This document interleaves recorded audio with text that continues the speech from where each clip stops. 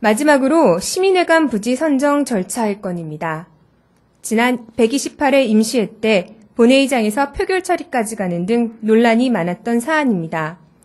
금번회기에는 상임위에서는 통과되었으나 선정 절차에 있어 몇 가지 집행부의 과오가 있어 지적하고자 합니다. 우선 선정에 있어 시민회관 건립추진위원회와 제대로 통했는가, 소통의 문제입니다. 본 의원이 건립추진위원회에 소속된 의원들에게 연락을 취해보았습니다. 총 30인 중 절반에 해당하는 15의원들과 이야기를 나눌 수 있었는데 이 중에 대부분의 의원들이 후보지 선정을 위해 현장을 둘러볼 때 현재 선정된 부지에 대해서는 후보지로 인식하지 못했다. 추후에 편입된 것이 아닌가라는 답변을 주셨습니다. 이 중에는 현재 부지에 대해 의아하게 생각하며 인정할 수 없다고 강하게 말씀하시는 분도 계셨고 또 어느 분은 여성회관 일대의 범주로 확장해서 본다면 설령 선정위원들이 보았던 후보지는 아니라도 시민의 이용 및 접근성, 공공성, 예산 절감 등 여러 상황을 고려할 때 객관적 합리성이 분명하다면 인정할 수 있다고 답을 하신 분도 계셨습니다.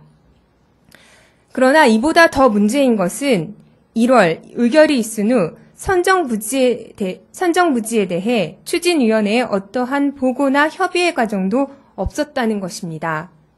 심지어 집행부에서 선정된 부지에 대해 저와 이야기하면서 처음 들었다고 말씀하시는 분들도 계셨습니다. 또한 전문가와 지역민으로 구성을 이루었다고 하지만 실질적으로 위원회의 합의 과정에서 전문적인 자문이 반영되지도 못되었고 지역 여론을 고루 반영하지 못한 채 집행부의 구색 맞추기, 면피성 들러리에 지나지 않았으며 집행부의 의도대로 의견 과정이 강압적으로 이루어졌다고 지적하십니다.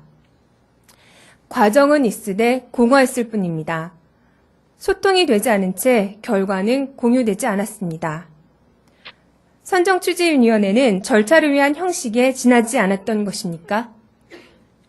이에 대한 집행부의 철저한 반성과 사과가 있어야 할 것입니다. 또한 도의 투용자 심사 승인 조건을 이행하지 않은 채 예산을 편성한 것 또한 원칙에 어긋납니다. 투용자 심사에서 반려된 사유는 현 시민회관이 존재하기에 중복되는 시설에 500억 원대의 막대한 예산이 소요되는 꼴이기에 기존 시설에 대한 매각을 통해 사업의 중복성을 피하고 더불어 재원을 확보하여 시 재정에 무리한 부담을 덜어내리라는 의미로 해석됩니다. 복합문화센터라고 이름을 바꿔 심사를 통과했지만 승인 조건 또한 위 사유와 크게 벗어나지 않는다고 생각합니다. 그러나 시가 이에 대한 선행 없이 사후에 처리하려 하는 것은 편법적 행위가 될 것입니다. 빠른 추진을 위해 원칙에 어긋나면서도 무리하게 밀어붙이는 것이 아닌지 본 의원은 심히 걱정이 됩니다. 시장님께서는 이에 대한 답변을 주시기 바랍니다. 또 간담회 및 공유재산관리계획 심의 시 재원 확보를 위해 채권 발행 없이 일반회계에서 충당하겠다는 집행부의 설명이 있었는데 투용자 심사엔 150억 원의 채권 발행이 재원으로 계획되어져 있습니다. 어느 것이 맞는지 밝혀주시기 바랍니다. 더불어 현재 선정된 부지에 집을 짓고 사시는 주민 L씨의 억울한 상황에 대해서도 다시 한번 짚겠습니다. 집행부에서 현 부지를 후보지 중 한 곳으로 고려하여 토지 조회를 했던 것은 3월 20일 경입니다. 아파트에 살고 있던 L씨가 퇴직 후의 삶을 위해 현수동 부지에 집을 짓고 이사를 하고 아버지의 토지를 증여한 것은 모두 그 후의 일입니다.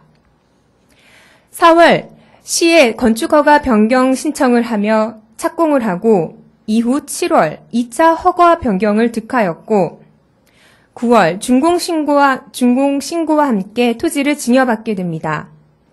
세무과에 신고를 할 때 안내받은 것은 증여받는 토지인이 공시지가로 기입하라는 것뿐이었습니다.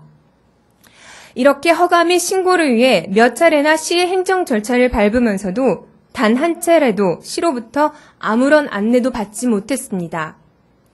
그리고 한 달도 채 되지 않아 시민회관 부지로 내정되었다는 소식을 접합니다. 이 부지로 확정되어 수용될 경우 그는 한 달 전에 준공받은 집을 부숴야 하고 한 달 전에 증여받은 토지에 대해 약 1억 원 이상의 세금을 물어야 할 것으로 보입니다. 이분에게 집을 짓는 것과 토지 증여는 매우 중요한 일이었지만 당장의 시급성을 요하는 일은 아니었다고 합니다. 만일 건축 허가나 토지 증여의 과정에서 시를 방문했을 때 단 한 차례라도 선생님의 부지가 시민회관 후보지 대상으로 검토 중이라는 안내만 받았어도 이런 날벼락 같은 일들이 벌어지지 않았을 것이라고 합니다. 물론 부지로 확정되기 전의 일이니 시에서는 어떤 법적 책임도 없다는 것을 잘 압니다. 부동산 투기 우려를 위해 쉽게 내용을 공개하기 어려웠다는 입장도 잘 압니다. 그러나 시가 최근 가장 역점으로 두고 있는 사업인 만큼 또 단일 규모 사업으로는 역대 최고의 예산이 투입되는 것이니만큼 추진위원회에서 의결이 된 후 여성회관 일대로 초점이 모아졌을 때는 이 부지와 관련된 민원인에 대해서 시의 어느 부서이건 향후 발생될 수 있는 피해에 대해선 안내가 있었어야 할 것입니다. 공익을 위해서라고 하기에는 선량한 시민에게 너무 가혹하게 그리고 너무도 어처구니 없는 일이 벌어진 것이 아닌지 시의 보호는커녕 안내조차 받지 못하는 시민을 보며 답답함을 금할 수 없습니다.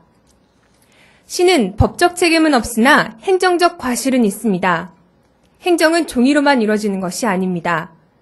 이에 대해 향후 이런 일이 반복되지 않아야 할 것이며 이분에 대한 차후 보상에 있어 시가 가지고 있는 대책이 무엇인지 알려주시기 바랍니다. 이상으로 질의를 마칩니다. 모쪼록 시의 책임 있는 답변을 부탁드리며 끝까지 경청해 주신 모든 분들께 진심으로 감사드립니다.